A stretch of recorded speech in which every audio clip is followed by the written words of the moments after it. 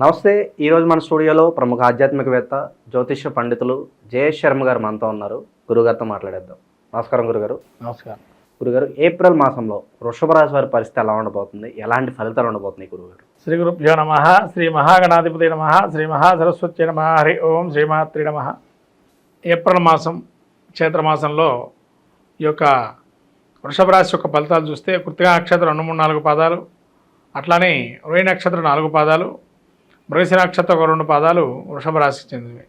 ఈ వృషభ రాశి యొక్క గ్రహస్థితి చూసినట్టయితే ముఖ్యంగా జన్మంలో గురువు సంచారం చేస్తున్నారు, తృతీయంలో కర్కాటకంలో ఈ యొక్క కుజుడు సంచారం చేస్తున్నారు, పంచమంలో కేతువు, అలానే ఏకాదశంలో శని, రాహు, బుధుడు, శుక్రుడు, రవి 13వ తారీఖు ఏప్రిల్ నుంచి 12వ స్థాన సంచారము, అలానే ఈ యొక్క శుక్రబుధులు కూడా ఏప్రిల్ 8, 13వ తారీఖు నుంచి వృద్ధి మార్గంలో ప్రవేశిస్తున్నారు.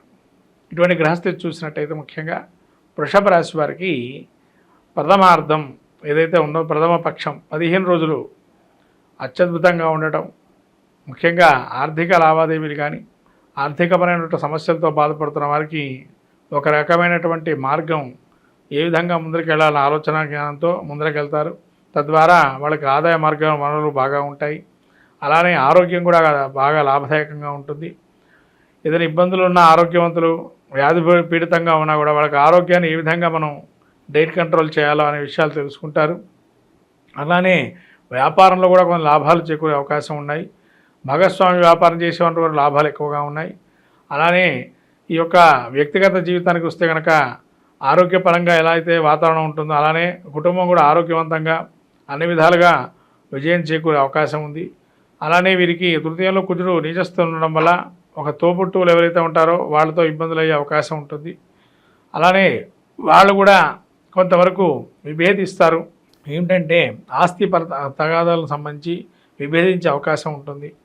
అలానే పంచమంలో గురువు ఈ యొక్క కేతు ఉండటం వల్ల కొంత జ్ఞానము, వైరాగ్యము, వీళ్ళు భక్తి మార్గాన్ని ఏ విధంగా ఎంచుకోవటం, లేదా యజ్ఞాది క్రతువులు చేద్దామని ఆలోచనతో ఉండడం, తీర్థయాత్రది సేవనం చేయటం అలాంటి వాటితో ఆలోచన ధోరణి ఉంటుంది. అలానే ఏకాదశంలో శుక్రుడు, బుధుడు లాభదాయకంగా ఉన్నారు. కొత్త కార్యక్రమాలకు శ్రీకారం చుట్టడం, అలానే కొత్తదైన పనులకి ఏదైనా ఒక మార్గాన్ని ఎంచుకోవటం, అలానే రాహు 11లో ఉండి దేశీయ ప్రయత్నాలు చేసేటువంటి యోగదాయకంగా ఉండడం, విద్యార్థులకు లాభదాయకంగా ఉండడం. మొదటిలో కొద్ది ఇబ్బంది పడిన విద్యార్థులు ఉత్తీర్ణత శాతం, రెండో దానిలో ఉత్తీర్ణత శాతం పెరగటం, అలా అంటే రీవాల్యుయేషన్ కానీ దాన్ని పెట్టుకునేటువంటి విద్యార్థులు ఉంటే రీవాల్యుయేషన్ పెట్టుకోవచ్చు, అద్భుతంగా ఉంటుంది.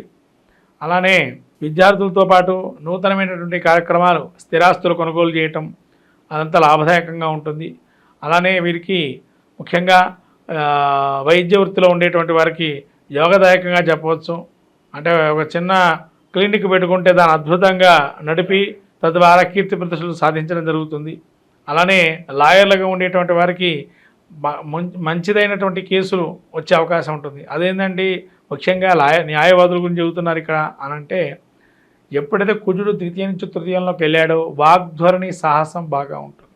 అంటే కోర్టులో కేసుని విజయం చేకూరే కేసును కానీ ఓడిపోయే కేసును కూడా గెలిపించే ప్రయత్నంలో ఉంటారు.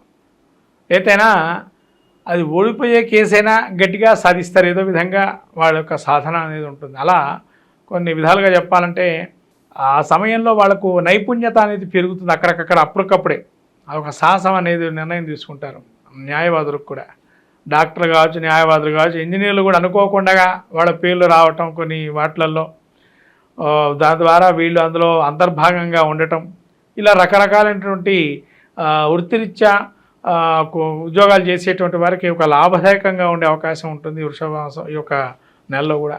అంటే వాళ్ళ పేర్లు ఎప్పుడు కూడా అంత పైకి రావు, అట్లాంటి వాళ్ళ పేర్లు పైకి రావటం, అలా అనుకోకుండా వాళ్ళకి అందలాన్ని ఎక్కించే ప్రయత్నం చేయటం, అలా రకరకాలైనటువంటి అనుకూలమైన మాసంగా చెప్పచ్చు. కానీ ద్వితీయార్థంలో కొంత అనారోగ్యం వచ్చే అవకాశం ఉంటుంది. అంటే అతి ఉష్ణోగ్రత అంటే అతి వేడి ద్వారా, అంటే ఇక్కడ ఏంటంటే అతి ఉష్ణోగ్రత అంటే ఇప్పుడు ఆనందం వచ్చేస్తే ఏం చేస్తారండి, ఎక్కువగా తినేసేస్తుంటారు. అది భోజనం కావచ్చు, మద్యం కావచ్చు, తాగటం తినటంలో ఇంకా ఆపే శక్తి ఉండదు. ఎందుకంటే వాళ్ళ ఆకలిగా కావచ్చు, లేదైనా ఆనందంలో కూడా తాగొచ్చు, తినచ్చు. అది మనం ఆపే శక్తి ఎవరికి ఉండదు ఆనందంలో. అలాంటిది వీళ్ళకి ఆనందం వస్తే తట్టుకోలేని పరిస్థితి ఉంటుంది ఈ నెలలో.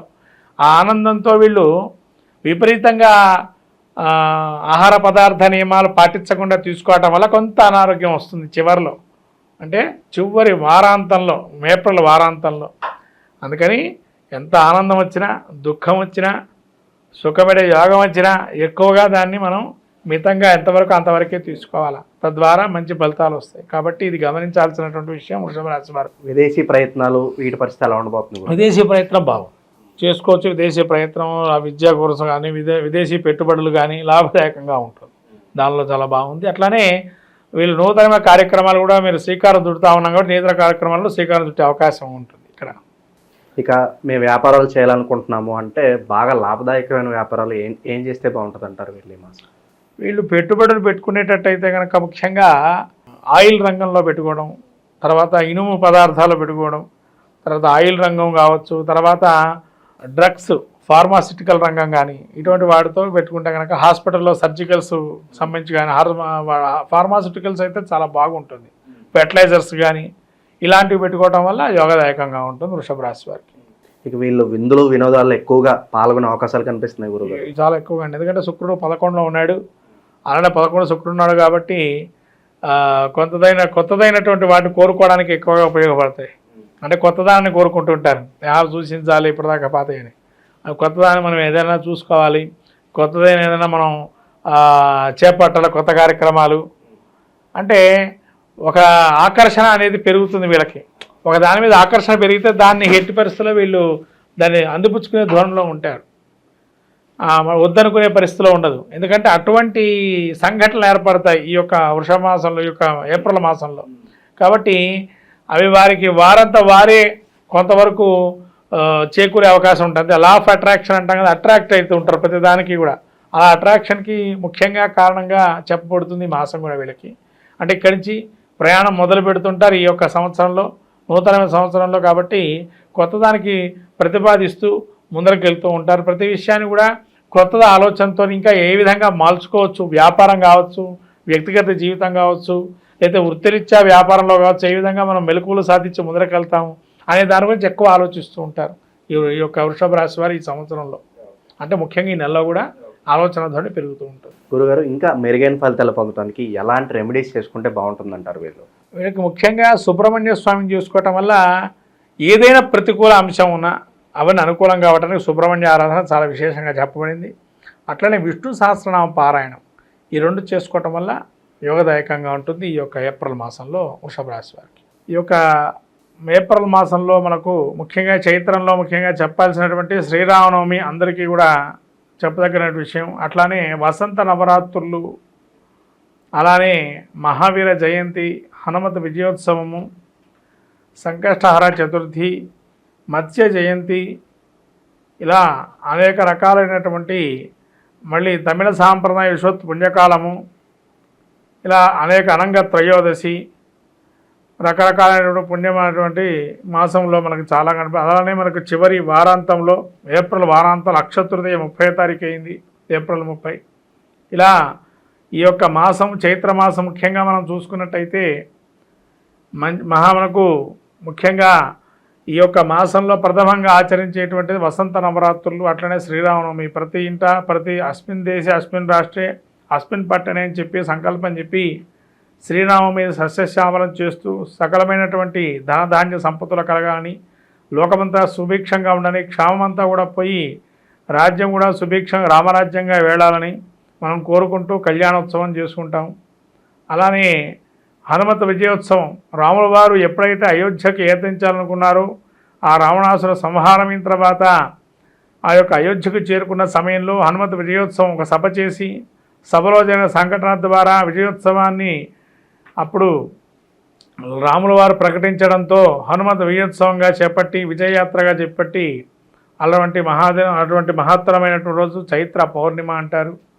అలా చిత్ర పౌర్ణిమ అని కూడా ఈ రకమైనటువంటి శుభకార్యాలని కూడా చైత్ర మాసం నుంచి మనం ప్రారంభం చేస్తుంటాం, ఇవాళ శుభ కార్యక్రమాలు. అలానే మత్స్య జయంతి, మనకు వేదాలని రక్షింపజేసి మళ్ళీ బ్రహ్మ దేవుడికి అప్పచెప్పినటువంటి మహావిష్ణువు యొక్క స్వరూపమే మత్స్య జయంతి అంటారు. కాబట్టి మత్స్య జయంతిలో కూడా మనకు సోమకాసురుని రాక్షణ సంహారం చేసి ఆ మత్స్య స్వరూపాన్ని మనకు విష్ణుమూర్తిగా స్వరూపాన్ని భావన చేస్తూ అనేక రకాలైన శుభ కార్యక్రమాలకి మత్స్య యంత్రాన్ని వాడుతూ ఉంటాం. అట్లా మత్స్య యంత్రానికి కూడా అనేక విధాలుగా ఈ యొక్క రోజుల్లో కనుక పూజ చేసుకున్నట్లయితే చాలా విశేషంగా ఉంటాయి యంత్రస్థాపనలు. ఇలా మహత్తరమైన మాసం చైత్రమాసంగా మనం చూసుకుంటున్నాము. ఈ చైత్రమాసంలో అందరికీ కూడా శ్రీరామనవమి శుభాకాంక్షలు తెలుపుతూ అట్లానే లోకము కూడా సుభిక్షంగా సస్యశ్యామలంగా లోక కళ్యాణార్థం అందరికీ కూడా ఎటువంటి ఈతి బాధలని తొలగిపోయి కరువు కాటకాలని తొలగిపోయి రామరాజ్యంతో సుభిక్షంగా ఉండాలని కోరుకుంటూ చాలా బాగా వివరించారు గురుగారు. ధన్యవాదాలు.